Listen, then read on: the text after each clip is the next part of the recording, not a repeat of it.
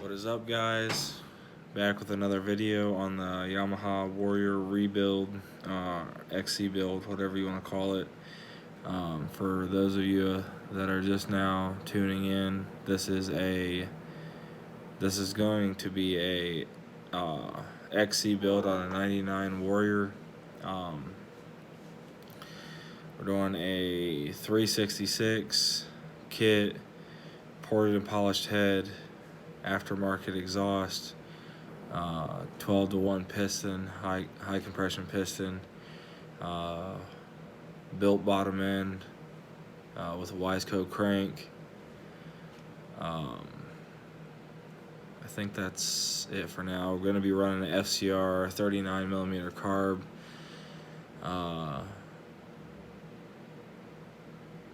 Yeah, I think that's it for engine wise, and a stage 2 hot cam. But right now I am working on stator cover here.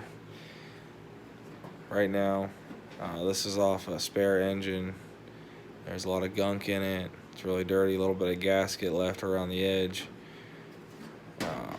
What I'm going to do is just soak this in some Purple Power for a few hours overnight, whatever, and pressure wash it after that. I think I'm gonna end up painting it white. I don't know yet. I might just leave it this color. It's scratched up and old and dirty and whatnot. We'll see how it cleans up first. But that's what I'm doing right now. I got the, what do you want to call them? Not dowel pins, but these guides out, cleaning those up. Got the bearing out, cleaned that bearing up.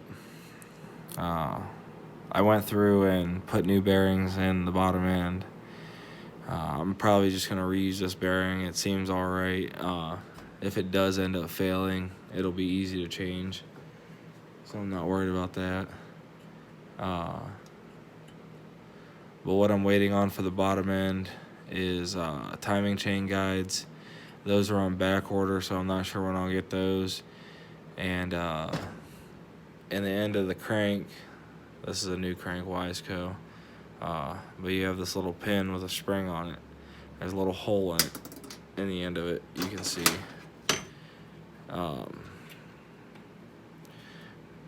Under this nut and under this gear, there's a little hole in the end of the crank, and there's a little dowel pin that goes in down through the bottom of the crank, or through the crank, and that holds that in.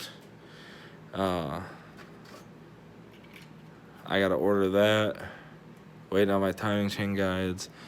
I gotta put my flywheel on still, and then some other miscellaneous things. I can't remember. I think that's about it for the bottom end, and then I can throw the top end on.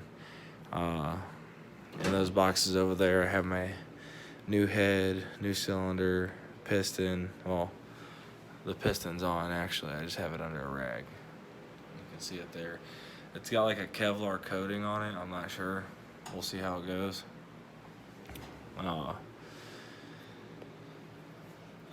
that's what we're doing right now. I just thought I'd put a little upload there and a little update. Those few that are watching. And if you guys have any questions, just leave it in the comments. Let me know. I'll do the best I can. I seen somebody was asking about what I'm doing for suspension. I have a set of front work shocks. I just sent out. I sent them out to Arizona. The guy got them probably about a week ago. I don't know if he's worked on them yet or not. I'm in no rush to get them back. I'm doing this over the winter. My bike is currently running with a stock engine in it, but I got a set of front work shocks that didn't have the reservoirs on them. I'm having him add the reservoirs, and I'm gonna respring them and revalve them for my weight and style of riding, and then powder coating them. and then I'll be running a Banshee rear shock. Same thing will be done, powder coat and